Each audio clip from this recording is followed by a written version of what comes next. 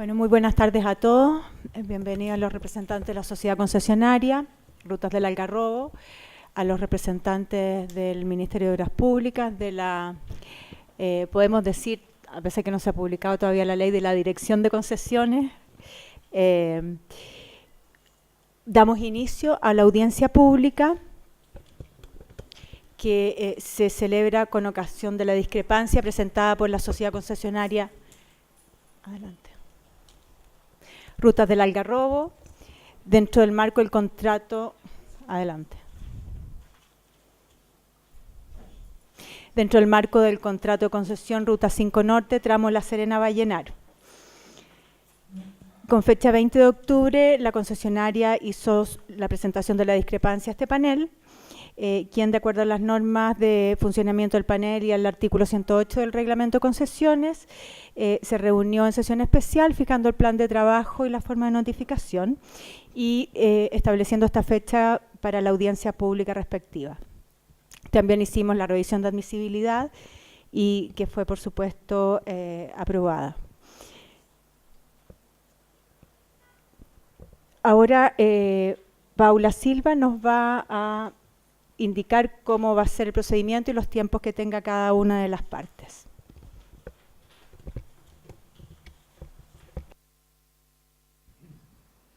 Hola, buenas tardes. De acuerdo al programa de trabajo fijado para la presente audiencia, que fueron notificados a ustedes, la sociedad concesionaria Ruta del Algarrobo tiene 45 minutos para sus presentaciones iniciales. Tengo inscritos para presentar a don Marcos Rubio y a don Aldo Molinari. ¿Estamos así? Ok. Perfecto. A continuación de las presentaciones, los miembros del panel podrían realizarles consultas y las consultas pueden bien ser resueltas por ustedes o por alguien más que ustedes estimen pertinente que esté presente en la sala. O en otras ocasiones lo hemos hecho así. A continuación de esa ronda de preguntas, el Ministerio de Obras Públicas tiene también 45 minutos. Tengo inscritos para participar don Ricardo Herrera, doña Mónica Araya, don Pablo Muñoz y don Ricardo Vega. ¿Algún cambio?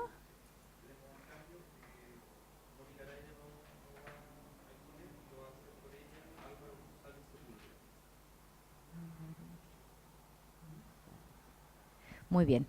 Al término de las presentaciones, como ustedes saben, también les pueden formular consultas. Luego tenemos un receso de 15 minutos. Les pido que en atención a la hora y el día seamos acotados en el receso. Son 15 minutos. Ustedes, como saben, disponen de oficinas en el centro de nuestras oficinas para que se puedan reunir con sus equipos. Y a continuación del receso tenemos 15 minutos cada una de las partes para que puedan redondear sus presentaciones o hacer observaciones a lo que haya dicho la contraparte. Antes de empezar las presentaciones de cada uno, les pido que por favor se identifiquen su nombre y su cargo para poder tomar nota y los panelistas sepan desde qué punto, desde dónde están haciendo su participación. Y como última cosa, les recuerdo que de acuerdo al programa de trabajo, el plazo para formular las observaciones finales de esta discrepancia vence el día 23 de noviembre. ¿Ok?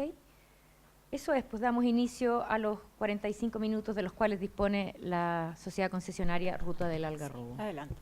Buenas tardes, honorable panel. Mi nombre es Aldo Molinari y soy abogado de la sociedad concesionaria. La presentación de la sociedad concesionaria en esta tarde se va a componer de tres partes. La primera de ellas estará a cargo del ingeniero de la sociedad concesionaria, señor Marcos Rubio, quien va a hacer una exposición acerca de una cronología de los hechos relevantes que dan origen a la presente discrepancia. Acto seguido y en segundo lugar, en mi calidad de abogado, me referiré a los fundamentos jurídicos que hacen procedente la compensación que se reclama por la sociedad concesionaria, fundamentalmente atendida a la inexistencia de normativa que obligue a la sociedad concesionaria a hacerse cargo de los costos y de las actividades como lo pretende el Ministerio de Obras Públicas, para, a nuestro entender, tergiversando la normativa. Y, en tercer lugar, volverá con ustedes el ingeniero señor Marcos Rubio para, finalmente, realizar una exposición acerca de los costos, de los sobrecostos que han significado todas estas obras adicionales. Así que, para comenzar, entonces, les dejo con el señor Marcos Rubio en los términos que lo he anunciado. Muchas gracias. Sí, hola, buenas tardes, honorable panel. Mi nombre, como ha dicho el señor Molinari, es Marco Rubio, soy el gerente de Zona Norte de SACIR Construcción y he sido el gerente por parte de la constructora de este contrato.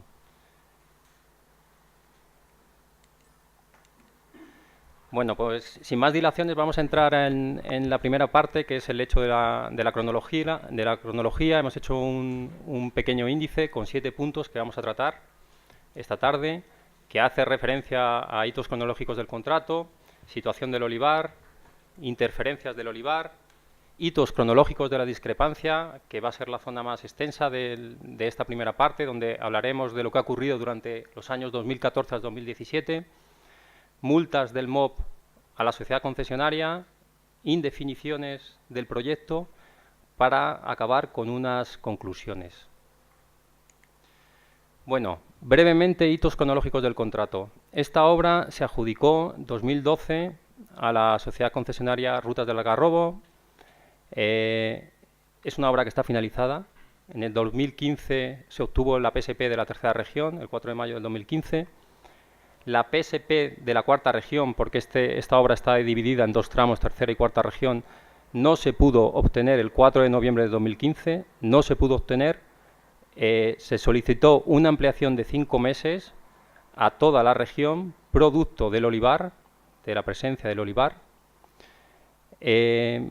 para finalmente producirse la PSP el 9 de mayo del 16.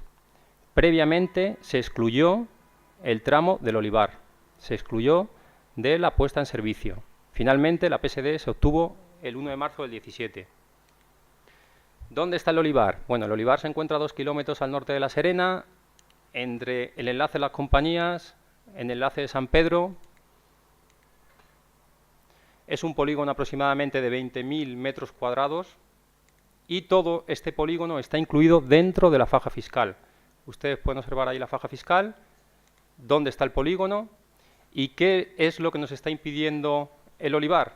Pues finalizar la obra del proyecto referencial, que ya está en su versión de ingeniería definitiva, puesto que no podemos finalizar ni las calzadas principales, ambas calzadas principales, ni la calle local poniente. Actualmente el tráfico está circulando por la calle local oriente, que es la antigua Ruta 5, que lo podéis ver aquí, ustedes, honorable panel, aquí en la derecha. Hitos cronológicos del hecho ya del olivar. Los hemos dividido en los hechos fundamentales porque tienen una cronología bastante extensa. Lo hemos dividido en el 2014, 15, 16, 17. En el 14 el hecho relevante es el descubrimiento del sitio del olivar.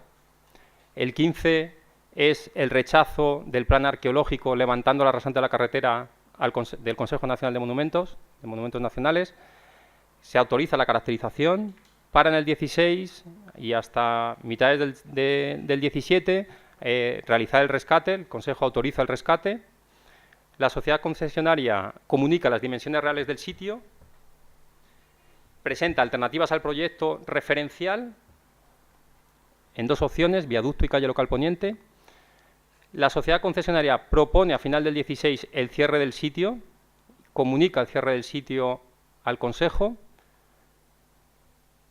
Explica también que el proyecto en su versión referencial no se puede ejecutar y que existe una indefinición, por lo tanto, del proyecto, para el 2017 cerrar el sitio definitivamente. ¿Cómo encontramos el descubrimiento del olivar en el 2014? Bueno, esto se encuentra realizando 2 obras de arte en la zona, en el mismo polígono, la obra de arte número 4 y número 4A.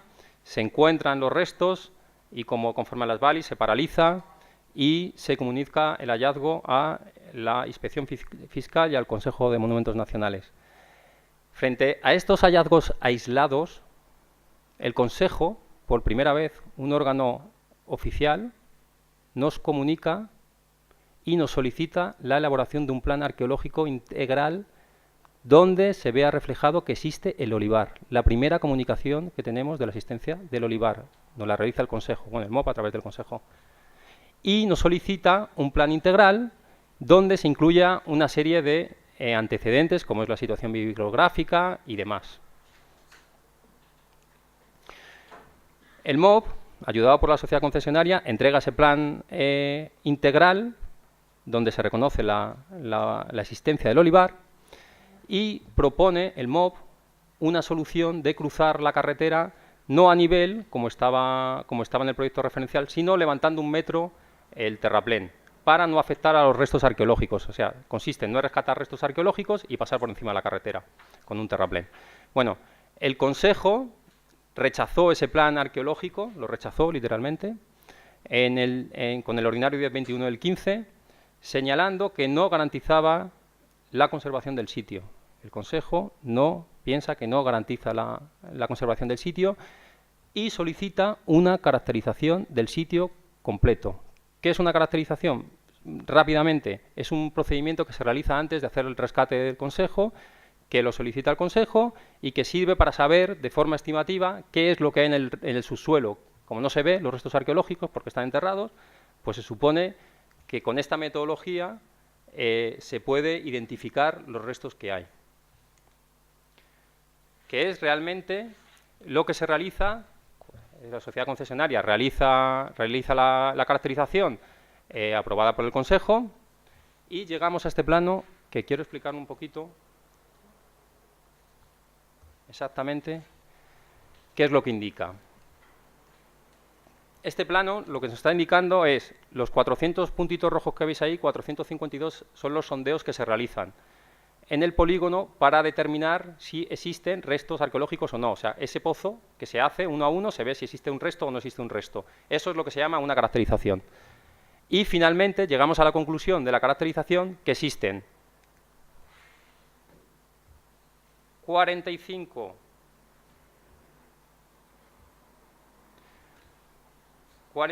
restos funerarios,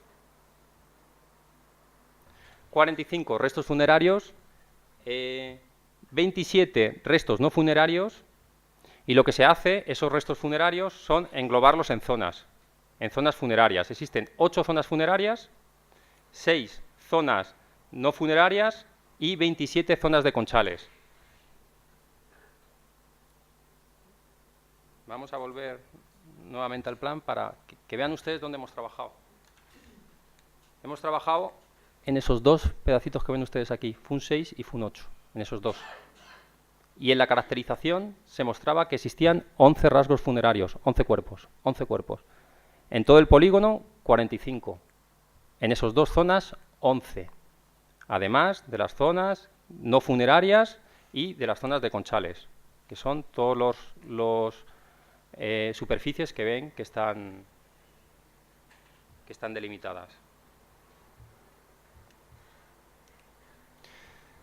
Bueno, en el 2016, ¿qué es lo que ha ocurrido? Pues que la sociedad concesionaria realiza las 14 campañas, que nos lleva hasta 2017, en los sitios FUN 6 y FUN 8. Solo en esos 2 sitios, 2 años, rescatando. Concluida la 6ª campaña, la sociedad concesionaria, y debido a la gran cantidad de restos humanos que hay, se comunica con el Consejo y le solicita al Consejo reformular los objetivos iniciales. 11 rasgos funerarios previstos, con 36 metros cuadrados involucrados en el FUN 6 y FUN 8, lugares donde hemos trabajado. Y en mayo del 16 le estamos diciendo ya al Consejo, al MOB y a todo el mundo: oigan ustedes, existe un cementerio. Hay 72 cuerpos rescatados, 292 metros cuadrados. Pero es tal el cementerio que es que hemos rescatado a día de hoy, motivo por el cual la sociedad concesionaria comunica el cierre del sitio, 328 cuerpos. 328 cuerpos, para que se hagan una idea, en un 8% de la superficie posible de rescate. O sea, podemos llegar a 328. Si continuamos esta empresa, como es un cementerio, puede ser 328, 1000, 1500, 2000, 5000, 7000. Es un cementerio. Y nos preocupa.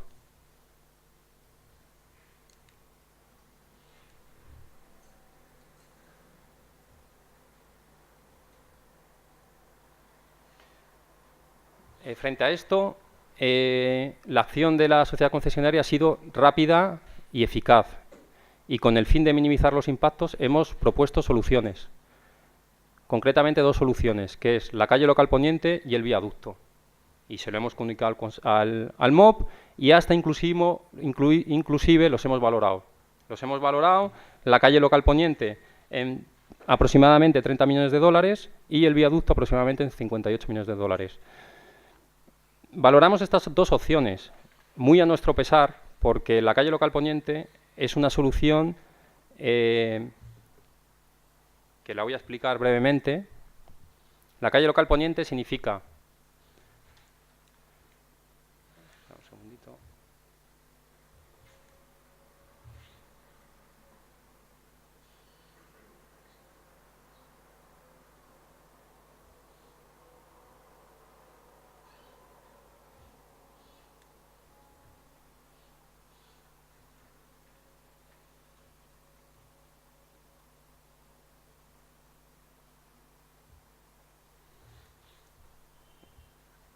Disculpen que se me ha ido ahí. Bueno, la calle local poniente, como os decía, lo que significa es no realizar las dos calzadas principales y aprovechar la parte poniente para realizar una de las calzadas, la calzada izquierda y la oriente, por la antigua Ruta 5, que sería la calle poniente, o sea, estas dos calzadas principales. ¿Y por qué decimos que muy a nuestro pesar? Porque pensamos que esta solución es una solución de forma invasiva. Volvemos a actuar sobre el sitio de forma invasiva. Significa de forma global. Tenemos una zona completa de 18 metros por 400 donde volvemos a actuar. Lo único que no hacemos son las dos calzadas principales, ¿vale? Y hacemos esta calzada. Frente a esta solución que pensamos que va en contra del patrimonio arqueológico, lo que proponemos es otra solución, que es la solución de un viaducto, que es una solución que es actuar de forma quirúrgica en el sitio, en unas zonas de baja densidad arqueológica, donde colocamos unas pilas en concreto y cruzamos por encima del sitio. Cruzamos con 4 vanos, 2, 3, 4 vanos de aproximadamente 100 metros, con una metodología de tablero empujado, bueno, con una serie de soluciones de alternativas que ya se han planteado al Ministerio.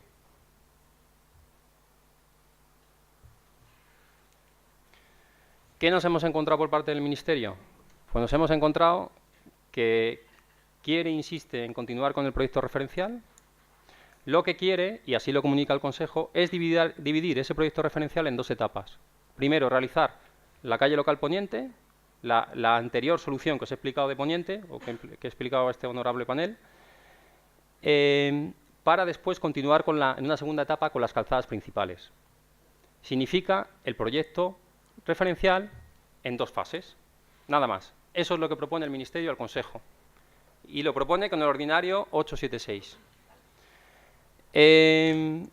La sociedad concesionaria alerta que el proyecto no se puede ejecutar, que no es viable arqueológicamente, que hay un patrimonio indiscutible y que queremos conservarlo.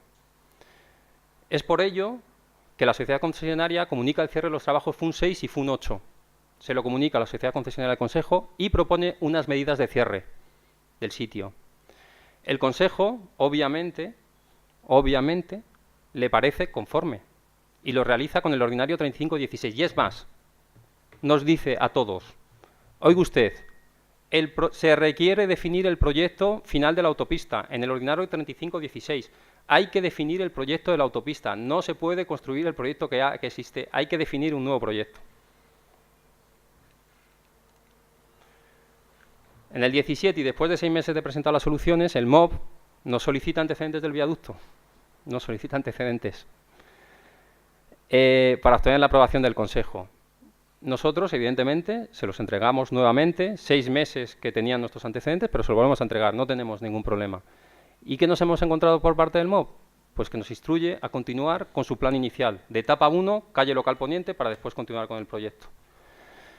Frente a esto, entre agosto y septiembre de 2017, realizamos las labores de cierre y con el cierre se aprueba con el ordinario 2591.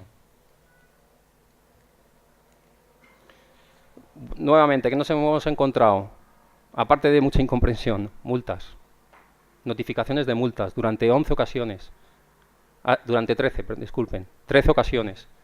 Y 13 ocasiones,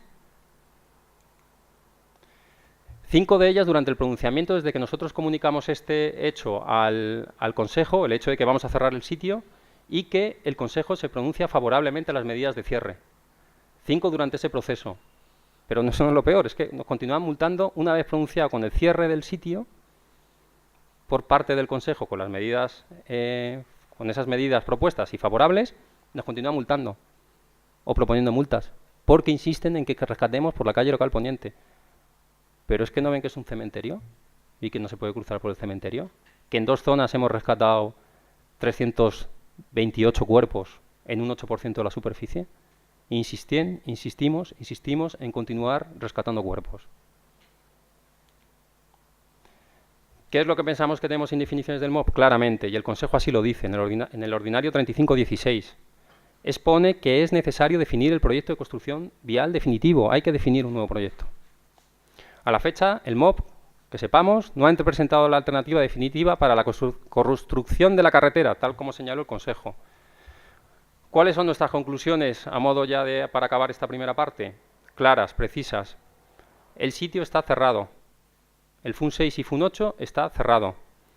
La sociedad concesionaria ha rescatado alrededor de 328 cuerpos únicamente en las zonas funerarias 6 y 8, en un 8% del polígono. Y dichas zonas funerarias, que es muy relevante, no se han finalizado de rescatar. Existen todavía cuerpos. ¿Cuántos? Indefinidos. No sabemos si hay 328 en ese 8% o hay 552. No se sabe. No lo sabemos. Y por eso hemos propuesto el cierre y por eso el Consejo le ha parecido bien y ha aceptado las medidas de conservación y de cierre. Bueno, pensamos que la sociedad concesionaria ha sido extremadamente diligente en el proceso de conservación y rescate arqueológico, asumiendo a nuestra costa costos que pensamos que no es de nuestra obligación ni legal, ni reglamentaria, ni contractual.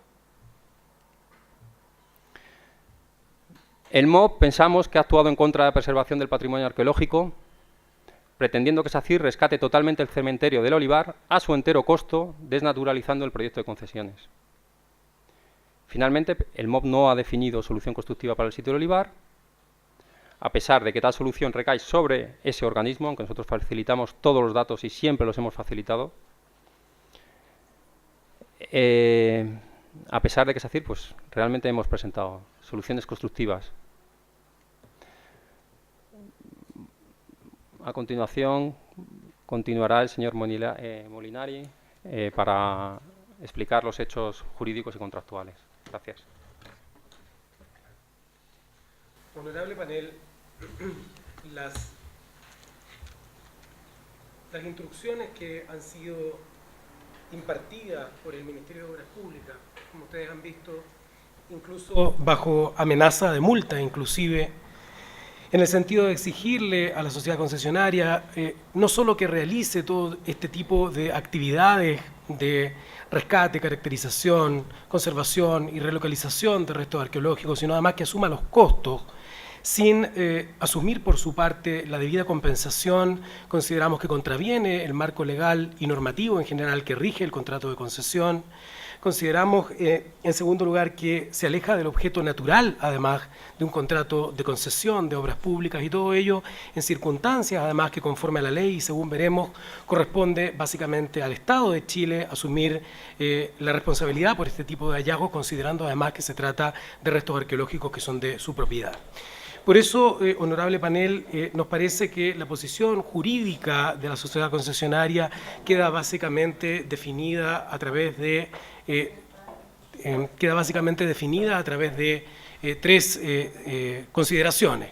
La primera de ellas es analizar, y eso es lo que nosotros sostenemos, que no existe aquí una obligación, sea esta legal, sea esta reglamentaria o sea esta contractual, de que nuestra representada realice todo este tipo de actividades y menos aún que asuma los costos respectivos. Y para eso, básicamente, lo que hay que hacer es revisar, en primer lugar, la normativa correspondiente que rige el marco de la concesión. Si uno analiza la ley de concesiones, honorable panel, podrá observar que allí no existe norma alguna. Y en las BALI, que sí se refieren al tema, el artículo que se refiere a la situación es básicamente el 2.7.1.9, que es el que está copiado en la lámina. Y lo primero que dice esa disposición, básicamente en el inciso primero, es que en el caso de encontrarse restos arqueológicos, lo que debe hacerse básicamente es procederse según la Ley de Monumentos Nacionales. Es decir, hace una remisión a la Ley de Monumentos Nacionales, remisión que debe entenderse básicamente el artículo 26. Y lo que dice el artículo 26 de la Ley de Monumentos Nacionales es básicamente que cuando una persona encuentra este tipo de restos, la obligación legal consiste básicamente en denunciar a la autoridad, en este caso a la gobernación provincial, quien dice ordenará a Carabineros, cuestión no menor, que se haga responsable de su vigilancia, no cualquier persona, a Carabineros, para que se haga cargo o responsable de la vigilancia. ¿Y hasta cuándo? Hasta que el Consejo, como corresponde, se haga cargo de él. Esa obligación de denuncia está reiterada además en el reglamento respectivo en los mismos términos. La obligación de la persona que encuentra es denunciar, básicamente el gobernador provincial le ordena a Carabineros que vigile, a costa por cierto del Estado, y luego el Consejo de Monumentos debe hacerse cargo de lo anterior. Ahora, de esta manera, entonces, honorable panel, tanto la Ley de Monumentos Nacionales como el reglamento respectivo expresamente establecen, insisto, que la obligación de quien encuentra los restos es única y exclusivamente la de denunciar a la autoridad respectiva. Y estas disposiciones que hemos citado se encuentran además en concordancia con la parte final, si ustedes observan, del artículo 2.7.1.9 numeral segundo, básicamente cuando dice se deberá además dar aviso tanto a Carabineros de Chile, ¿para qué? Obviamente para que Carabineros se haga cargo de la vigilancia y obviamente para el resguardo de los restos, como al Consejo de Monumentos Nacionales y al inspector fiscal. Adicionalmente, entonces, de esta que es la obligación de la sociedad concesionaria de denunciar, el artículo 2.7.1.9 señala dos obligaciones adicionales. La primera de ellas es la que está mencionada allí, dice, la sociedad concesionaria está obligada ¿a qué? A suspender las obras en este sector hasta asegurar el rescate de los materiales arqueológicos. Y el artículo siguiente, el inciso siguiente del mismo numeral de ese artículo, contempla la otra obligación que es, en el mismo sentido, asegurar el cumplimiento de la Ley de Monumentos Nacionales. ¿En qué sentido? En el sentido, por supuesto, de no provocarle daño a los restos arqueológicos ni al sitio. Por lo tanto, me permito brevemente referirme a estas dos obligaciones. La primera de ellas, como hemos dicho, es la de, dice específicamente el artículo, suspender las obras en este sector hasta asegurar el rescate de los materiales arqueológicos. La norma no dice de ninguna manera que la sociedad concesionaria deba asegurar per se el rescate, ni menos aún que deba rescatar por sí misma. Lo que dice es que debe suspender, es decir, paralizar las obras en el sector hasta que el rescate sea asegurado. Honorable panel, tal como consta en los documentos que han sido acompañados por la sociedad concesionaria, durante la preparación de esta discrepancia hemos solicitado la opinión del profesor Jorge Correa Sutil para que informe acerca del contenido de estas obligaciones, y lo que el profesor Jorge Correa Sutil señala en su informe, y me permito leerlo brevemente, dice: en consecuencia, este deber de la sociedad concesionaria no consiste en rescatar los materiales arqueológicos y ni siquiera en asegurar por sí misma el rescate, más allá de suspender las obras hasta que el rescate quede seguro o garantizado, significado que el diccionario de la Real Academia de la Lengua da a la voz asegurar en su quinta acepción, que es la que resulta más armónica con la sintaxis de la frase. Concluyo entonces que este deber u obligación de la concesionaria consiste tan solo y únicamente en el de suspender las obras. ¿Hasta cuándo? Hasta garantizar el rescate de los materiales y a no reanudarlos sin previa autorización del Consejo de Monumentos Nacionales. Esa obligación de suspender las obras hasta asegurar el rescate, además está en concordancia con la otra obligación que se menciona allí, en el inciso segundo del numeral 2 de ese artículo, que nos dice que la obligación de la concesionaria es asegurar el cumplimiento de la Ley de Monumentos. ¿En qué sentido? En un sentido de abstención, o sea, de abstenerse de ejecutar obras es decir, de paralizar, con el objeto, evidentemente, de no alterar el sitio, de no afectar los restos arqueológicos. Ahora, no podemos ignorar, y esto es bien relevante, que el inciso primero del numeral segundo dice: los costos que deriven de estos hallazgos arqueológicos serán de responsabilidad de la sociedad concesionaria. Y es ahí donde nosotros consideramos, y luego lo voy a explicar en más detalle, la tergiversación que pretende hacer el MOP, porque es evidente que aquella parte de la disposición debe ser necesariamente entendida en relación con las obligaciones que tanto la Ley de Monumentos Nacionales como el reglamento y las VALI le han impuesto a la sociedad concesionaria. De esta manera, entonces, cuando uno se pregunta cuáles son los costos que deriven de estos hallazgos arqueológicos, es básicamente de las obligaciones que, como hemos dicho, corresponden a: una, denunciar a las autoridades la existencia del hallazgo, y dos, a suspender o a paralizar las obras. Ninguna de estas disposiciones, honorable panel, grava a mi representada con las obligaciones de llevar a cabo actividades de rescate, actividades de caracterización, actividades de conservación, de relocalización del cementerio indígena que constituye, además, el hallazgo arqueológico más importante, como profusamente se ha dicho en la prensa, que ha ocurrido en nuestro país y que, como bien lo ha dicho Marco hace un momento atrás, una cantidad tremendamente importante de cuerpos que pertenecen a 3 culturas precolombinas. Siendo ello así, ¿no?, es evidente que la sociedad concesionaria ha cumplido con su obligación y la ha cumplido al momento en el cual ha denunciado a la autoridad la existencia de los restos arqueológicos, cosa que hizo el 24 de marzo del año 2014, y ese mismo día, además, paralizó las actividades de construcción con el objeto de no alterar el sitio.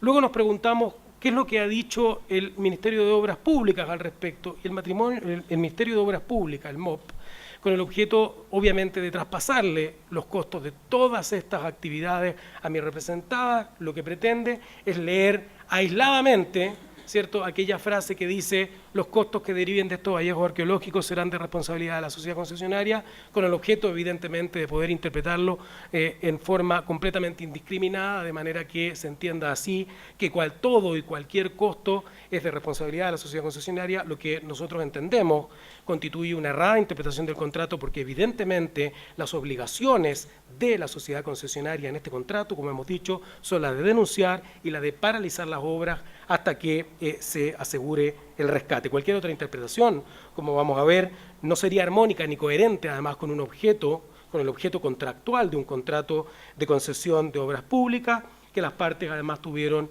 en vista en relación a sus fines al tiempo de contratarlo. Lo anterior fue además así también informado por el profesor Jorge Correa Sutil en su informe, quien dice: en caso alguno, cabría sostener que la sociedad concesionaria queda, en razón de las VALIs, obligada a responder por los gastos de rescate de restos, su mantenimiento o traslado, pues no le corresponden a ella tales deberes. Resultaría contradictorio sostener que la sociedad concesionaria no tiene los deberes de rescatar, conservar o trasladar los restos arqueológicos, como ya hemos demostrado, no los tiene, y simultáneamente sostener que es responsable por los gastos que representan tales actividades. Ello no resulta lógico ni armónico. Por otra parte, honorable panel, no podemos olvidar que la redacción de esta cláusula corresponde al Ministerio de Obras Públicas y, de conformidad a las normas de interpretación contractual, la norma, en caso de ser confusa, que nosotros creemos no lo es, debe ser interpretada en contra del redactor, esto es, en contra del Ministerio de Obras Públicas. Quisiera, por último, y en este sentido, señalar que incluso, honorable panel, si uno utilizara una interpretación extraordinariamente extensa de las obligaciones de la sociedad concesionaria para sostener que su obligación es no solo paralizar las obras, sino también asegurar el rescate, que nosotros hemos dicho no lo es, porque la norma dice obliga a suspender las obras en este sector hasta asegurar el rescate, nos dice que nosotros deberíamos asegurar el rescate, pero aun cuando si eso se sostuviera así, es decir, que la sociedad concesionaria debiera realizar actividades para asegurar el rescate, esas actividades obviamente dicen relación, por ejemplo, con actividades de cerramiento para evitar que ingresen personas o animales que eventualmente pudieran alterar los restos arqueológicos, pero de ninguna manera dice relación, uno, con actividades de vigilancia, que como hemos dicho, la normativa le impone a Carabineros de Chile, y por lo tanto al Estado, ni tampoco adicionalmente, ni mucho menos realizar todas estas actividades de caracterización, rescate, conservación, relocalización. Finalmente, honorable panel, debemos señalar, y en esto estaremos todos de acuerdo, que nuestra representada se presentó a la licitación y se adjudicó un contrato de concesión con el objeto de construir el tramo 5 de la autopista La Serena-Vallenar. Como es lógico, dicho contrato jamás tuvo ni puede tener por objeto o finalidad el hecho de que nuestra representada deba dedicarse a la caracterización o relocalización de restos arqueológicos. Pretender aquello entonces importaría llegar a una situación en el fondo tremendamente absurda, básicamente porque nuestra representada, ¿cierto?, terminaría ocupando en definitiva el lugar del Estado de Chile, básicamente, y en lugar de dedicarse a construir, ¿cierto?, carreteras, debe dedicarse, como ha ocurrido en los últimos meses, a realizar actividades de corte arqueológico. Recordemos además, honorable panel, por último, que las BALIS, en cuanto al artículo 1.7.7.1, señalan específicamente que el concesionario debe cumplir con la normativa y hacerse cargo de los costos, pero básicamente de todos aquellos desembolsos que son necesarios para la construcción de las obras y su explotación, y no para la mantención del patrimonio arqueológico del Estado de Chile, como es lógico. De lo contrario, se desnaturaliza gravemente el contrato de concesión, en directo gravamen para el particular. Y en este sentido quisiera afirmar además que sostener esta posición infringiría dos principios básicos del derecho administrativo. Uno sería la confianza legítima depositada en la información que ha sido proporcionada por la autoridad, introduciendo como es evidente un elemento de inseguridad en la industria de concesiones y adicionalmente, y más grave todavía, importaría una infracción al principio de la igual repartición de las cargas públicas. ¿Por qué razón es la sociedad concesionaria la que tiene que cargar, única y exclusivamente en este caso, con la conservación del patrimonio arqueológico de Chile?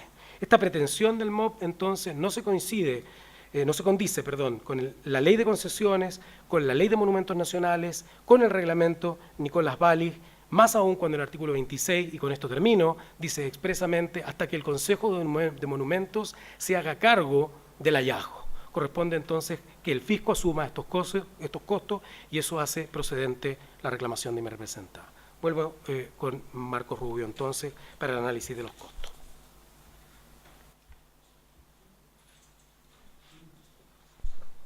Muchas gracias, honorable panel.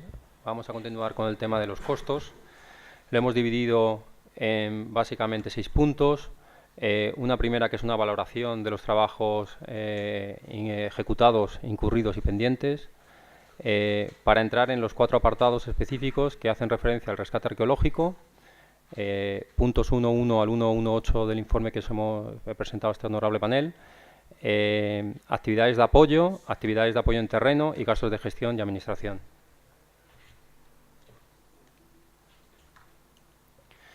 Bueno, el valor total de los costos asociados a las actividades de rescate arqueológico, considerando los costos incurridos y los costos que están pendientes de incurrir, pendientes que ya veremos un poco más en concreto a qué hace referencia, asciende a 261.351 UFs, que eso es 11,1 millones de dólares.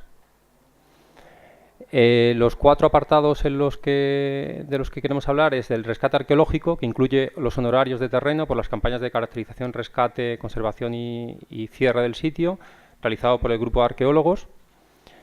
Las actividades de apoyo por concepto de alojamiento, alimentación y traslado de estos profesionales que han participado en las campañas. Actividades de apoyo en terreno como pueden ser la vigilancia, jornaleros de apoyo, cierres perimetrales, entre otros, que son los ítems 1.1.10, y los gastos de gestión y administración. Aquí vemos un cuadro de las 261.351 UF reclamadas, donde ya hay un coste incurrido real con órdenes de compra y ejecutado realmente de 8,8 millones de dólares.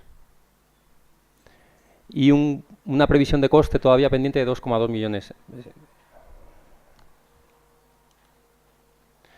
¿Qué es lo que hemos realizado? Los trabajos que hemos realizado, vuelvo a insistir otra vez nuevamente, que son los trabajos en el FUN 6 y FUN 8, que según la caracterización los marcaba, los puntos son las zonas delimitadas por esas líneas azules, y realmente lo que hemos rescatado antes del cierre es la ortofoto que ven ustedes debajo.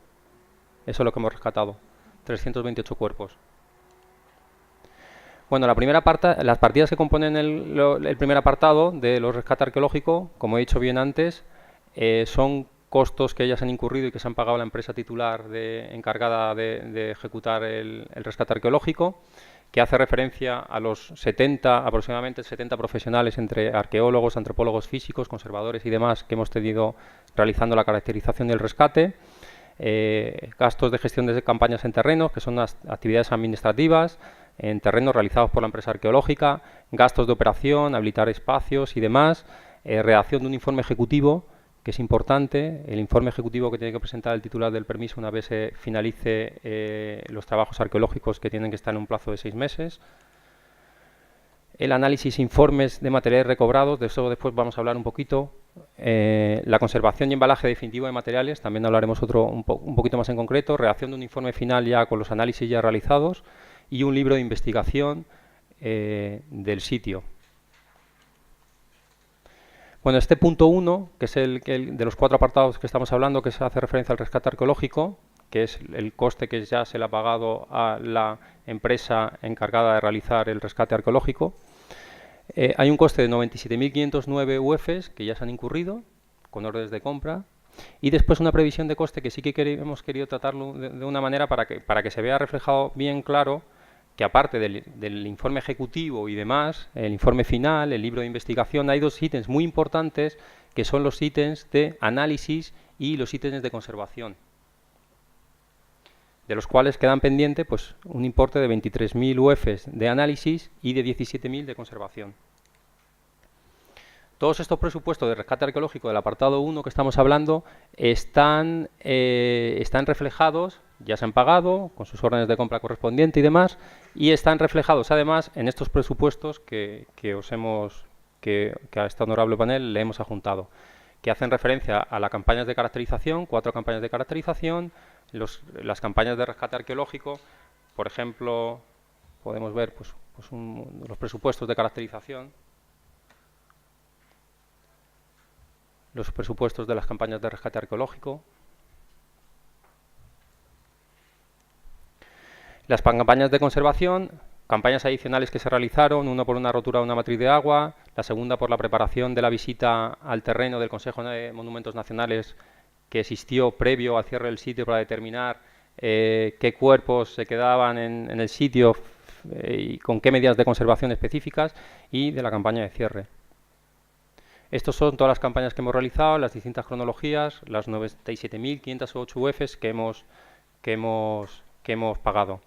De esas, por ejemplo, a modo de ejemplo, en la tercera campaña de rescate hemos incluido una factura, un flujo de caja correspondiente a 5.975 UFs que hacen referencia a los honorarios de equipo arqueológicos, lo que he estado contando anteriormente, ¿no? Gestión de terrenos, de operación, análisis, parte de análisis, que ya se han pagado. Del pendiente arqueológico del coste, que hacía referencia a esos ítems que os he contado, que conté anteriormente, y que es importante el tema de lo que son los análisis y las conservaciones, porque inicialmente la oferta que teníamos del arqueólogo titular hacía referencia al rescate, como venía así reflejado en la caracterización de 45 cuerpos, había un presupuesto realizado para esos 45 cuerpos que habían producto de la caracterización. Pero teníamos una cláusula, contemplamos una cláusula de contingencia que hace referencia a qué ocurre si aparecen más cuerpos. En esa cláusula de contingencia lo que decimos que es que se le va a pagar en concepto de análisis a la empresa encargada del rescate arqueológico 45 UFs por cada cuerpo a mayores que se rescate. Y lo mismo se hizo con la conservación y restauración de materiales arqueológicos, el conservación, que está realizado para 45 cuerpos, 2.600 UFs. Lo que hemos hecho es hacer ni más ni menos que una regla proporcional. Si hemos rescatado 328 cuerpos, a tantos cuerpos adicionales, eso es lo que estamos reclamando.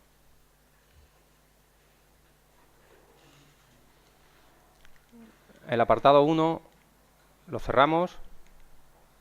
Vamos al apartado 2, que son las actividades de apoyo. Hace referencia a estos 70 profesionales que, como son bastantes, pues, y la mayoría de ellos viven en Santiago, y entonces estos señores hay que alojarlos, hay que darles alimentación, hay que transportarlos. Se hace referencia a esos 24.878 UFs, que es lo que hemos incurrido.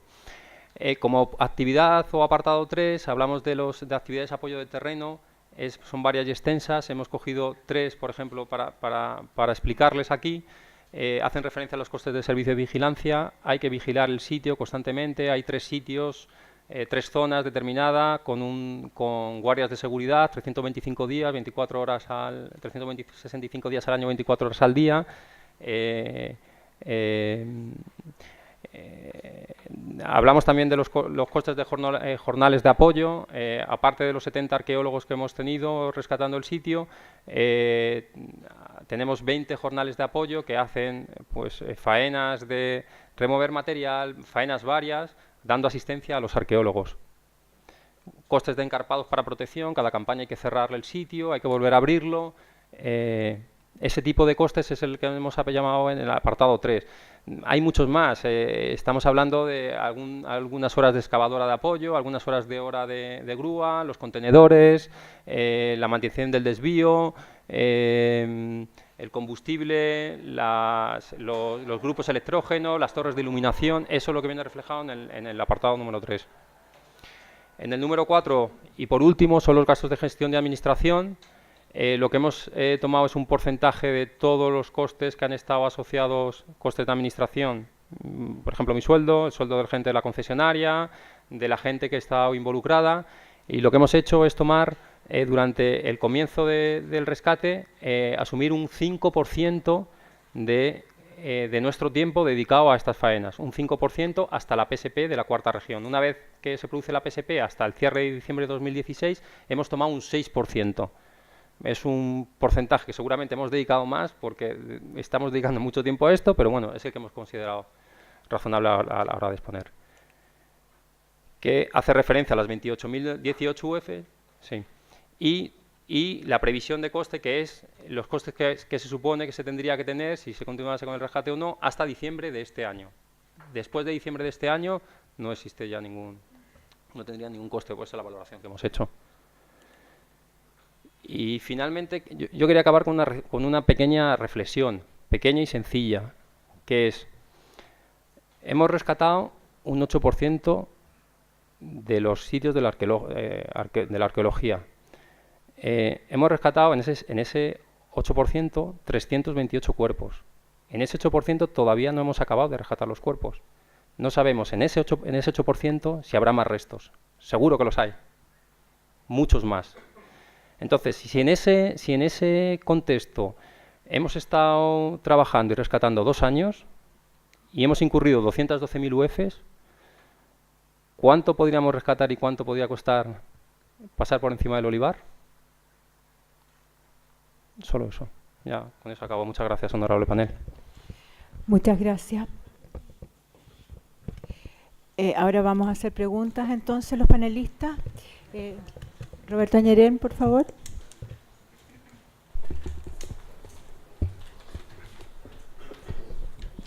Buenas tardes. Yo quisiera que usted me informara un poco más claramente cuál es la cronología del contrato. Entendí que el contrato había sido asignado en el 2012. Y usted tuvo la PSP. A ver, la primera pregunta, ¿hay 2 PSP en este contrato o hay una? 2 PSP. Una para la tercera región y otra para la cuarta región. Ok.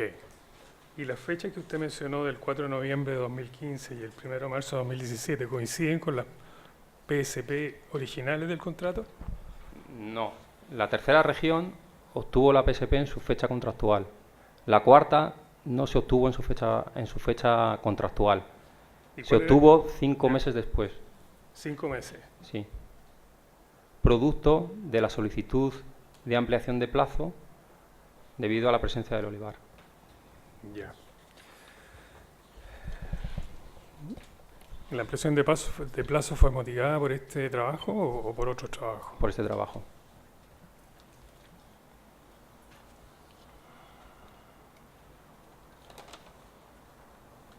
Usted habló de unas multas. ¿Estas multas no son parte de los costos que ustedes están reclamando? No.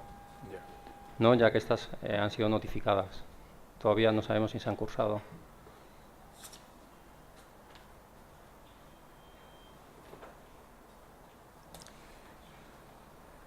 Después quisiera referirme a los gastos generales que usted carga en la planilla de costos.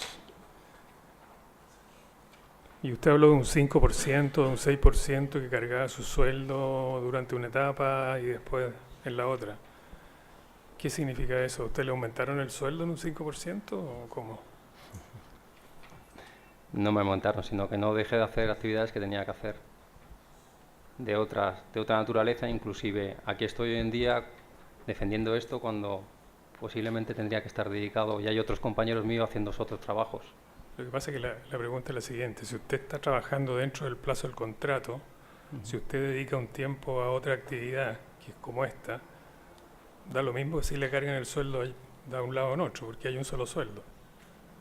Hay un sueldo durante la construcción, hay un sueldo después de posterior de la construcción. Ya, eso es lo que quería entender, digamos. O sea, durante la construcción es un solo sueldo. Después de la construcción, usted está cargando en gastos generales su trabajo.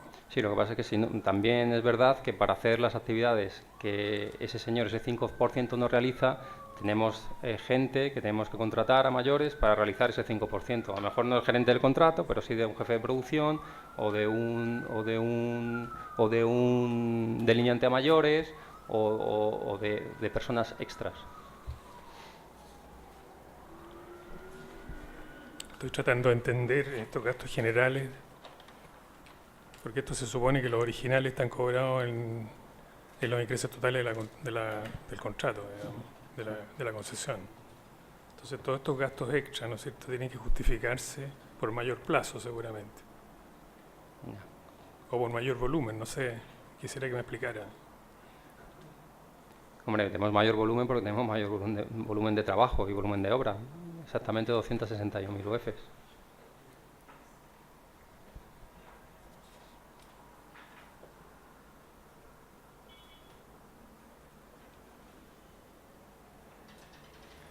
Y después tengo otra duda, porque ustedes están haciendo una proyección de costos en el reclamo. El reclamo tuvo como fecha el 20 de octubre. Sí. Y usted está cobrando costos hasta diciembre. Sí. Esos costos... Eso nos enreda un poco porque sí, los reclamos no se pueden hacer a futuro, se hacen hasta la fecha del reclamo. Sí, exactamente, sí. Somos conscientes, somos totalmente conscientes. ¿Perdón? Somos totalmente conscientes. Lo que ocurre es que lo que queremos reflejar es que hay unos compromisos con el Consejo de realizar estas actividades de investigación y de análisis, y que estos no se han producido. Ya seamos nosotros o sea otra, tendrán que reflejarse. Eso es lo que hemos querido reflejar en la presentación. Por eso lo hemos dividido en costes realmente incurridos y una previsión de costes, que lo realice el Ministerio o realice quien fuere, van a asistir, porque ya son compromisos que se tiene con el Consejo de Monumentos Nacionales, que es referente sobre todo al tema de los análisis. Usted dice que eso está en la planilla de costos, yo no vi que había una proyección y costos incurridos y costos por incurrir. ¿Están así? Sí. ¿Sí? Sí. Y se lo voy a mostrar, honorable panel, ahora mismo si puedo, y si llego a ello, espero que sí. Sí. No, si está, si lo digo. Por el señor Roberto. Me basta con eso, si está bien. Ya, sí está. Okay. Muy bien. Francisca Castro. Señora Presidenta, yo quería saber cómo es el orden de las presentaciones. Vamos a hacer preguntas ahora, vamos a dejar que exponga el MOP y después podemos hacer preguntas a los dos. ¿O usted quiere que interrumpamos, después hacemos preguntas al MOP? No, mantenemos el esquema. Presenta una de las partes, le hacemos preguntas, presenta la otra, le hacemos preguntas. Luego tienen 15 minutos adicionales cada una pero no hay ningún impedimento para que puedas hacer una pregunta al final a Ya. cualquiera de ambas. Ya, yo tengo un problema en aras del tiempo. Lamentablemente yo no podía estar ahora, a esta hora. Esta reunión fue citada en la mañana. A esta hora están interviniendo quirúrgicamente a un hijo mío. Así que difícil que tenga cabeza para esto. Les rogaría que fueran lo más concretos posible. También les pediría que si yo no me puedo quedar hasta el final, las preguntas que yo tengo me las o hagan llegar a mi correo, por correo, a través de la secretaria, o en su lugar tener otra reunión conmigo. Bueno, porque creo que todos estos casos lo ameritan. Por eso estoy yo acá, a pesar de las dificultades que tengo por razones obvias. Yo puedo descargar al tiro mis preguntas, en general son para los dos. Bueno, yo asumo y presumo, usted me va a contestar su parte, después el MOP podrá hacer lo suyo. Yo me he leído los documentos, por lo tanto las presentaciones son básicamente lo que se ha presentado. Usted presentó su alegato, usted presentó lo que también en los números están en los anexos, en el MOP también existe su alegato. En base a lo que yo he podido revisar, el tema de la discrepancia efectivamente tiene su origen en los costos adicionales, ¿cierto?, derivados de la instrucción de realizar obras y servicios de rescate en relación con una serie de restos arqueológicos.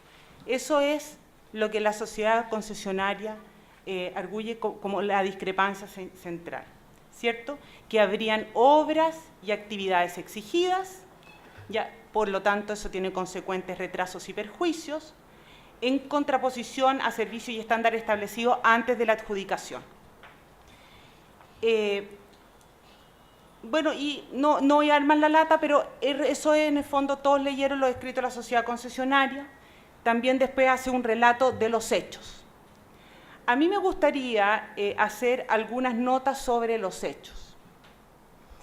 En los hechos, en enero del 2015, efectivamente, el inspector fiscal solicita identificar alternativas que permitan prescindir del rescate. En noviembre del 2015, señala el inspector fiscal la obligación contractual del rescate. Si todos leemos bien las bases de licitación en el numeral que ustedes conocen de memoria y que yo no lo tengo acá, lo que dice es que hay que asegurar un rescate. Esa es la obligación contractual, asegurar un rescate. Por la literatura que se ha leído, asegurar un rescate no es lo mismo que ejecutar un rescate. Entonces, la pregunta es, ¿qué se tiene en cuenta cuando uno solicita asegurar? Y ahí hay cartas que el inspector fiscal dice que la obligación es el rescate y la obligación es asegurar el rescate. Y cuando entra el Monumentos Nacionales, ¿ya? Y lo que hace Monumentos Nacionales muy bien y correctamente es decir cómo se debería hacer un rescate, ¿cierto?, para no perder. Entonces, dentro de los hechos, efectivamente hay un orden cronológico, ustedes lo exponen, y hay, yo diría, una ligereza en el vocabulario. Bueno, porque no es lo mismo una cosa que la otra.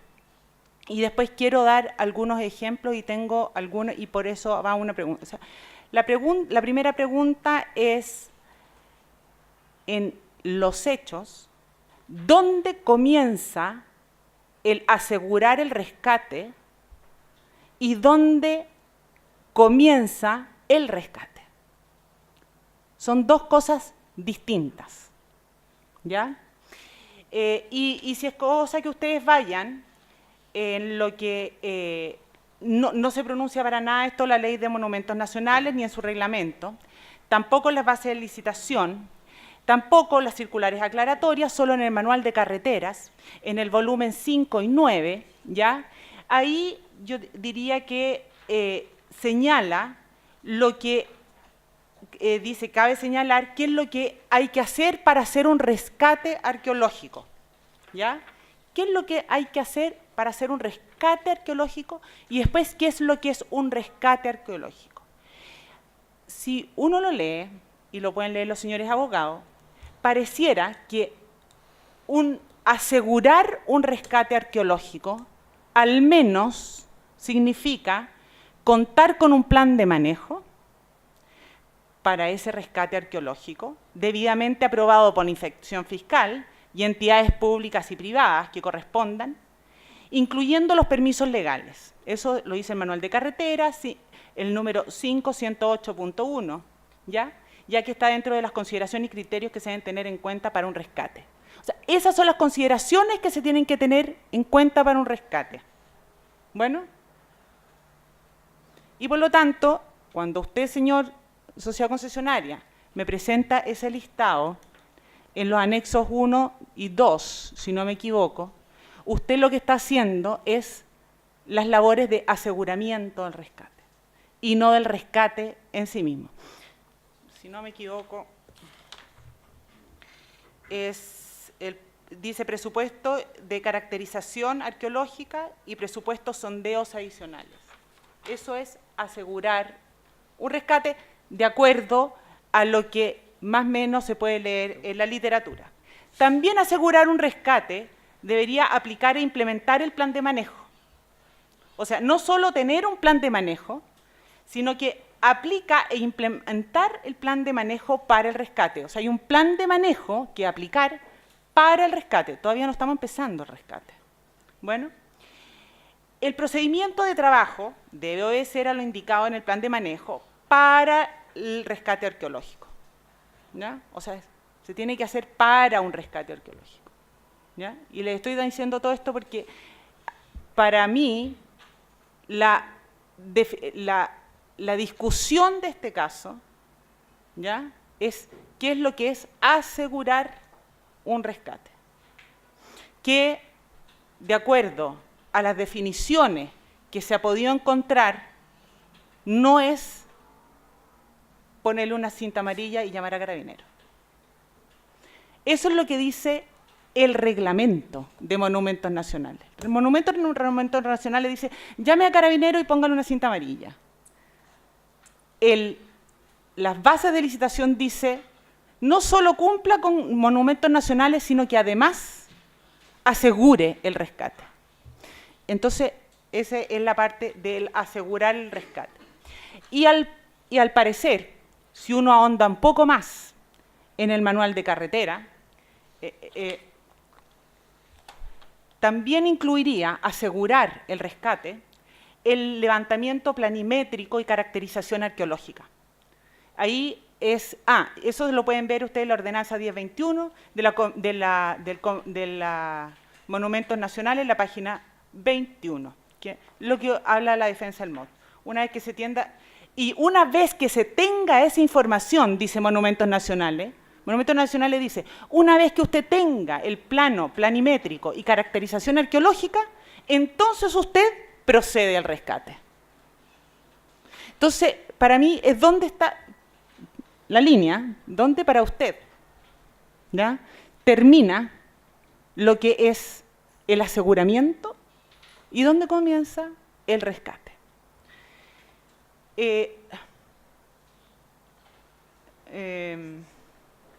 Bueno, eso es por una parte, ¿ya? Que, como ya les dije, no voy a tratar de quedarme todo lo que pueda, voy a depender del teléfono para cuando me tenga que ir. Si es que no puedo estar, se lo agradecería me lo mandaran por escrito la respuesta y de lo contrario, gentilmente ofrezco una reunión adicional. ¿Qué es lo que es también, uno podría decir, bueno, cuáles son los riesgos? Los riesgos que asume la sociedad concesionaria, ¿ya? Porque no puede ser, ¿ya?, que fíjese que yo me topo con todo un cementerio y me tengo que hacer cargo de sacarlo completo, ¿ya? Y por lo tanto ahí es donde está, y ahí importa es qué quiere decir el asegurar y no el rescatar. y creo que esta es una pregunta más bien para el Ministerio, ¿ya? Con respecto a lo que es el contrato y los riesgos costoambientales. Claramente, ustedes tienen 4 días, ¿cierto?, declaraciones de impacto ambiental, 2 se someten y otras 2 no se someten, ¿cierto? Incluso en la circular 8 queda claro que es de responsabilidad, cargo y costo de cualquier medida mitigatoria, ¿ya?, es responsabilidad de la sociedad concesionaria. Pero tengan presente que en la ecuación que ustedes ponen del valor presente de los ingresos, una vez que ustedes someten al sistema, sacan de la ecuación lo que es el riesgo medioambiental. ¿Y qué es lo que hace suponer eso?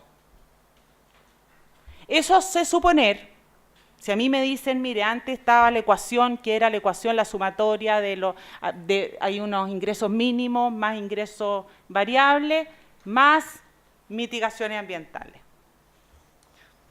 Y en la circular aclaratoria número 8, el Ministerio, después de haber sometido 2 declaraciones al sistema, la saca. ¿Y por qué la saca? Porque, de acuerdo a lo que se ve, los resultados que hay, no habría mayor impacto, ¿cierto? Y por lo tanto, no se debería considerar, o eso es lo que hace pensar, que no debería ser un impacto mayor para considerarlo entre los valores presentes de los ingresos. ¿Correcto? No estoy diciendo con esto que claramente no es de la responsabilidad de la sociedad concesionaria revisar si es que hay o no riesgos ambientales y haberlos cargado a los ingresos que está cobrando. Pero aquí voy a hacer una cosa, quiero que la tomen como coloquial, ¿ya? Al menos uno podría pensar que es publicidad engañosa. Si yo, sociedad concesionaria, tengo una ecuación en la que hay claramente riesgos de los cuales el fisco tiene conocimiento y está dispuesto a pagar, y después dice, no, ¿sabe qué? Esos riesgos no existen, siendo claramente su responsabilidad, ya averiguarlo. Pero uno dice, bueno, ¿por qué lo sacó? ¿Ya? Y entonces ahí me parece que la distribución de riesgos o los riesgos no quedan tan claros y son, como dije yo, y quiero decirlo coloquialmente, engañosos. No quiero pensar que es algo a propósito o algo así, ¿ya?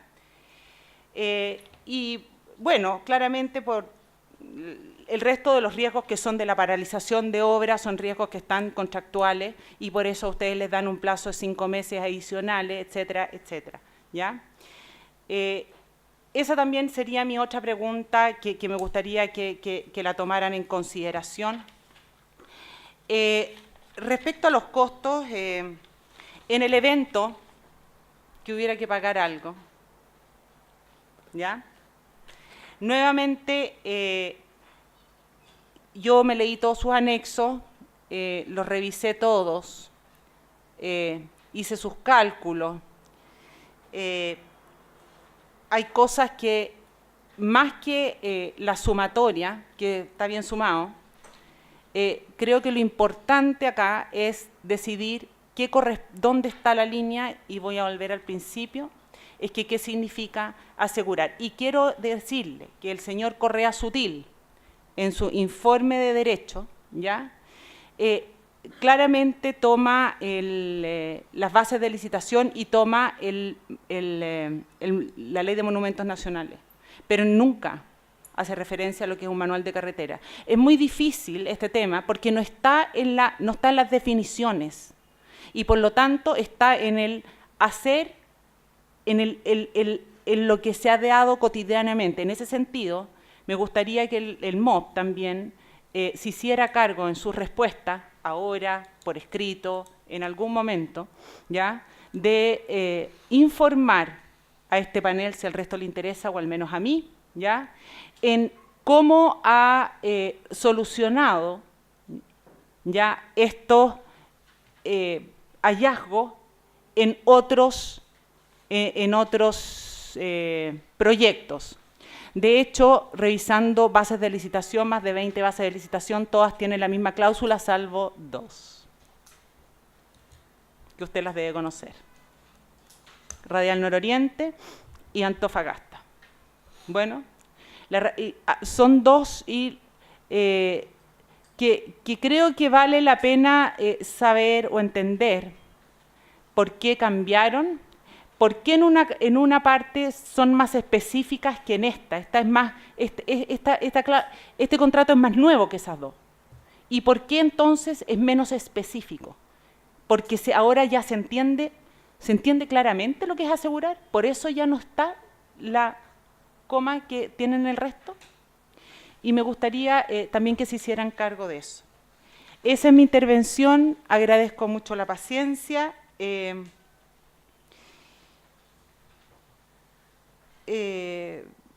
Eso. Bueno, muchas gracias.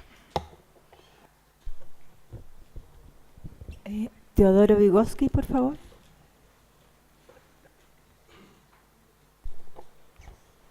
Gracias, Presidenta. Bueno, mi colega ha sido más que enfática en el tema de rescate y asegurar rescate. Yo creo que tenemos un tema profundo ahí y de lo que hemos investigado hay distintas acepciones al respecto. Quisiera abordar otros temas que son complementarios. ¿Cómo fue el proceso de selección de la empresa, de las empresas, porque fueron 2 relacionadas, de arqueología? ¿Fue una licitación pública, privada o invitación sin alternativas? ¿Me explico la pregunta? Sí, perfectamente. Sí.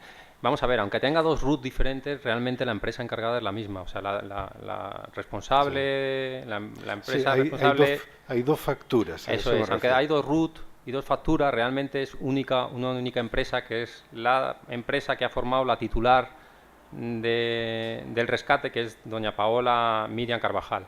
O sea, realmente lo que pasa es que empieza a trabajar con un RUT durante las 4 o 5 primeras facturas y después se cambia el RUT, pero al final siempre la relación ha sido de la misma, con la misma persona. Vamos a ver, personas o empresas con capacidad para realizar estos trabajos no hay muchas. Nosotros en principio solicitamos opiniones al mercado en general y esta opción pareció ser una opción adecuada. Esta señora nunca había trabajado con nosotros, ni tenía no había habido ningún tipo de relación anterior al respecto. Entonces,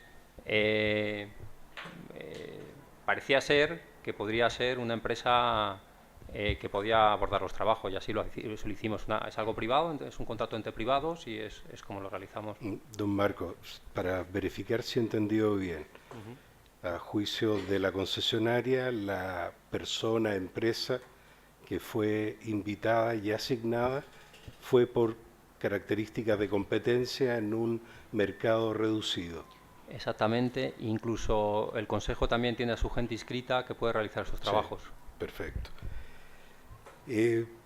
Respecto a los proveedores de servicio, alojamiento, alimentación, ¿son los mismos de la empresa concesionaria y sus relacionadas?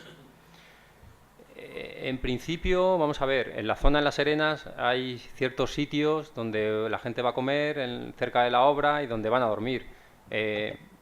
Si quiere que le diga la verdad, pues habrá algunos que tengan relación... Yo espero que siempre me esté diciendo la verdad. Disculpe a todos. Me he puesto muy coloquial. Disculpe, honorable panel, disculpe. Sí, aquí somos muy rigurosos y no coloquiales. Disculpen. Entonces, existen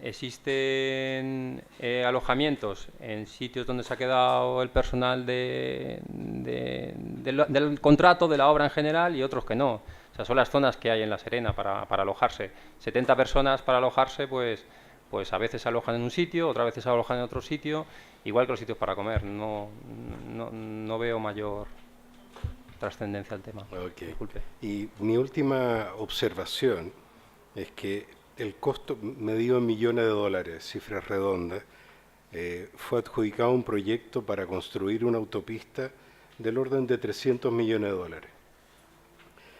Y el costo, a su juicio, incurrido hasta ahora por el 8% de lo linealmente de lo que podría haber, son 11 millones y por lo tanto, regla de 3, son cerca de 140 millones el gran total, lo que nos lleva a que el costo de autopista es el 70% del proyecto total si ustedes hicieran el aseguramiento o rescate como lo vienen haciendo.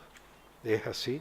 Así es, pero vamos a ver, esos datos, o sea, el razonamiento está bien, pero es que estamos frente a un sitio que realmente hacer esa proyección lineal se puede hacer, pero si tenemos algo ya conocimiento es que podría ser mayor. Podría ser mayor, podría ser 328 cuerpos que hemos excavado en el FUN 6 y FUN 8, que no lo hemos agotado, que a lo mejor hay 600, y entonces la operación se hace de otra manera, con otros costos, o sea, sí, podría ser un balance. Don Marco, ¿usted tiene experiencia en otras obras? ¿Esta es su primera obra o tiene anteriores? Vamos a ver, yo soy el gerente de zona de SACIR Construcción Norte y llevo 15 años en la empresa. Experiencia en obras de todo tipo, en ferroviarias, en hidráulicas, en muchas. ¿Y un error de cálculo del 30% en el costo le parece razonable? Un 30% a mí no me parece razonable, ni un 30%. No me parece razonable. No tengo más consulta. Muy bien. Rodrigo Yáñez. Gracias, presidenta. Al señor Rubio una pregunta solo, y no solamente desde el punto de vista personal, sino que como SACIR Construcciones, ¿han tenido algún tipo de experiencia también con hallazgos arqueológicos en la construcción de otra obra, no solamente concesión? Vamos a ver, hemos tenido experiencias varias. De hecho, tuvimos en Bainal Caldera el rescate de una ballena. Yo lo que quiero que entiendan es que no estamos aquí para reclamar un cuerpo, 2 cuerpos, 3 cuerpos, un rescate, una caracterización. Nosotros estamos aquí para discutir con ustedes y para exponerles que llevamos incurridos 11 millones de dólares y que hay un sitio que es el Olivar. Es lo que estamos aquí, el motivo por el cual hemos venido a exponer aquí. No por el que exista un cuerpo, 2 cuerpos o 3 cuerpos, o una pequeña caracterización, una ballena, como tuvimos en Bainal Caldera, o algo en concreto. Es que estamos frente a un cementerio. Entonces, más concretamente a su pregunta, sí tenemos experiencias en otras obras de estas características. En España, pues sí, normalmente pues hemos tenido alguna. Se lo pregunto no por si sabe o no sabe lo que están haciendo en la empresa, sino que dado que usted dice que también es un monto importante como panel, nos interesa saber si ese monto es de mercado. Entonces, desde el punto de como usted explicó que existía un valor unitario, si es que tienen en el fondo, sobre todo porque en este contrato hubo asignación directa al proveedor, quisiéramos entender cómo podernos ilustrar mejor del mercado, que es pequeño, como usted dijo, para poder tener mayores antecedentes respecto a la razonabilidad de esos costos. Sí, vamos a ver. Nosotros no nos dedicamos a hacer arqueología. Eso no es nuestro negocio. Nuestro negocio es construir autopistas, explotarlas y demás. Nuestro negocio no es realizar rescates arqueológicos. Nosotros solicitamos al Consejo personas titulares que se podrían hacer frente a este trabajo. Y en esa línea acordamos unos presupuestos, acordamos unos precios de mercado totalmente, con un cierre de campaña con 70 profesionales, con unos valores aproximados inicialmente del presupuesto que los tienen ustedes, 0,50 UFs en técnico, 0,70 otro técnico, en esos presupuestos, y es frente a eso lo que nosotros hemos cerrado este contrato y con lo que hemos estado trabajando. Experiencia más concreta, no somos arqueólogos, no somos empresa de arqueología, somos empresa de Entiendo su punto, mi pregunta no va a eso está expuesto en la argumentación que ustedes han hecho por el abogado. Reitero, por favor, ayúdame a entender si usted tiene o no antecedentes para poder nosotros ilustrar mejor si es que el costo unitario o el costo en el que ustedes han incurrido en este contrato es de mercado o no. Si no existen, no existen. No quiero entrar a calificar o no si ustedes hacen o no hacen arqueología. Quiero solamente saber si tienen antecedentes para hacer algún tipo de benchmark de esos costos. Sí, nosotros pensamos que los costos son de mercado. Si tiene algún se puede- antecedente que nos ayude eso, le agradezco que lo mande. Y tengo una última pregunta para usted, Aldo. Cuando exponía o hacía referencia al numeral de las Vali, la redacción de ese numeral de las Vali en relación con los hallazgos arqueológicos está escrito en un sentido bien positivo en la parte final de ese inciso primero, cuando dice que existen costos derivados del hallazgo son de responsabilidad de la concesionaria. ¿Qué costos, por lo tanto, son los que en su interpretación son de responsabilidad de la concesionaria y que se deriven del hallazgo arqueológico? De acuerdo. Qué bueno que me lo pregunta, porque eso me permite quizás ilustrar un poco y disentir de lo que se ha dicho hace algún momento, específicamente en cuanto al artículo 2.7.1.9. Porque el punto básico acá es, ¿dice ese artículo, es obligación de la sociedad concesionaria rescatar los restos? No, no es eso lo que dice. ¿Podría haberlo dicho? Sí, podría haberlo dicho. ¿Dice acto seguido ese artículo, es obligación de la sociedad concesionaria asegurar el rescate? Tampoco, no es eso lo que dice. ¿Podría haberlo dicho? Sí, podría haberlo dicho. ¿Qué es lo que dice? Y lo voy a leer para evitar malas interpretaciones. Dice, la sociedad concesionaria está obligada a suspender las obras en este sector hasta asegurar el rescate de los materiales arqueológicos. ¿De acuerdo? Por lo tanto, y eso es lo que nosotros hemos dicho, nos parece que esto va todavía más atrás, porque la obligación de la sociedad concesionaria es la de paralizar sus actividades, es la de suspender sus obras hasta que se asegure el rescate. La norma no dijo ni siquiera que la sociedad concesionaria tenía que por sí misma asegurar el rescate, pudiendo haberlo hecho, pero no lo hizo. Luego, cuando usted me consulta entonces cuáles son los costos son básicamente los que la ley establece en relación con las obligaciones que tiene la sociedad concesionaria y que naturalmente forman parte del objeto del contrato. Y eso es básicamente, uno, la obligación de denunciar, como he dicho, y dos, la obligación de paralizar o suspender.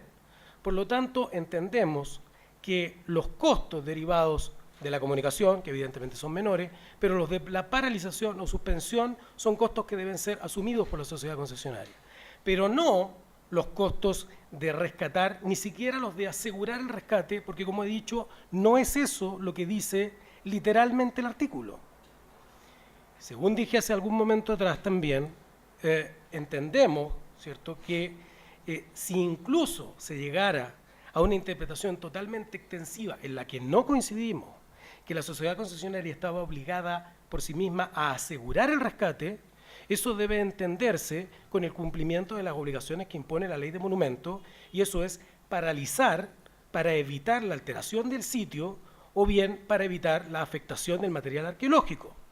Y por lo tanto, esos costos son exclusivamente los que deben ser asumidos por mi representada. Ahora, si se entiende entonces así de extensiva, podríamos decir qué otras actividades son las que tiene que realizar la sociedad concesionaria precisamente para asegurar que luego el Estado de Chile lleve a cabo el rescate. Bueno, todas aquellas que, insisto, eviten la alteración del sitio y del material. Se cercará, se le impedirá el paso a las personas, a los animales, pero de ninguna manera ni siquiera la vigilancia, porque la ley se le atribuye especialmente a Carabineros. ¿Hasta cuándo? Hasta que en definitiva el Consejo de Monumentos se haga cargo. Eso es mi respuesta. Solo muy cortito, tal vez para alguno de los dos. ¿Es exactamente la misma aproximación que se usó por la compañía o por la concesionaria en el caso de la ballena que usted habla, por la otra concesión? Como hallazgo... Perdón, ¿puedes repetirme la pregunta? No, perdón, Sí. Usted mencionó que habían tenido como hallazgo en otro caso el de una Desconozco. ballena. Sí, Pero- vamos a ver, desconozco. O sea, yo la Ok. ballena pues, no estaba en esa hora. entonces Vale. la desconozco. Tampoco fuimos los abogados en esa. Muy bien, a ver, yo quedan algunos detalles que quisiera preguntar. Bueno, si han expuesto ambos cómo se debiera entender a juicio de ustedes la expresión asegurar el rescate, considerando que esa no es una obligación de la sociedad concesionaria, sino que solo implica el detener las obras y no realizar o ejecutar ningún acto de rescate propiamente tal. quisiera en ese contexto preguntarles entonces cómo podemos armonizar eso con la carta del 24 de marzo firmada por Jorge Berruguete, que es el gerente general, donde señala que, lo voy a leer brevemente, es muy corta: la presente tiene por fin manifestar a usted que la empresa SACIR ha dado su aprobación al plan de trabajo de las actividades de sondeo de caracterización subsuperficial en el área del hallazgo de restos óseos, humanos y materiales arqueológicos, ubicado en tal lugar, a cargo del arqueólogo Héctor Velázquez, para lo cual garantiza el financiamiento de estas actividades. Saluda atentamente, gerente general. Y esta carta está dirigida al señor Emilio de la Cerda, que es secretario ejecutivo del Consejo de Monumentos Nacionales. Entonces quisiera que me ayude a entender cómo puedo armonizar la declaración y compromiso de financiar las actividades que están señaladas en esta carta con lo que ustedes acaban de señalar. Sí, ok. Por eso un poco hemos empezado la cronología de los hechos explicando realmente cómo se han encontrado los restos arqueológicos. Los restos arqueológicos se encuentran en dos obras de arte específicamente, y en esas obras de arte se realiza una caracterización previa.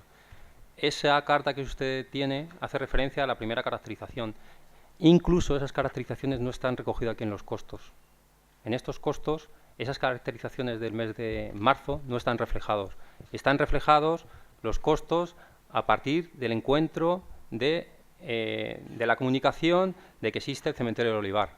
O sea, había dos campañas de caracterización, bueno, una campaña de caracterización antes que no se está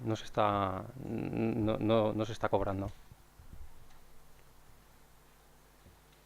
Una de ellas es la que tiene usted en la carta, de la primera caracterización en la obra de arte número 4. En la obra número 4 salió un resto, se solicitó una caracterización muy pequeñita, y es eso a lo que hace referencia esa carta. Muy bien. Y la otra pregunta que tengo, si me pudieran aclarar, si el acuerdo del Consejo de Monumentos Nacionales, porque no me queda del todo claro con lo que señalaban, para cerrar el sitio, ¿comprende FUN 6 y FUN 8 o es un cierre parcial? Quisiera, por favor, que lo mencionaron, pero que volvieran en detalle sobre ese punto. El Consejo lo que se ha pronunciado son sobre las medidas de cierre del FUN 6 y FUN 8, que la sociedad concesionaria le ha solicitado, y sobre también el cierre de los pozos de sondeo de la caracterización. ¿Eso entonces cubriría el 100%? Sí, ahora mismo sí.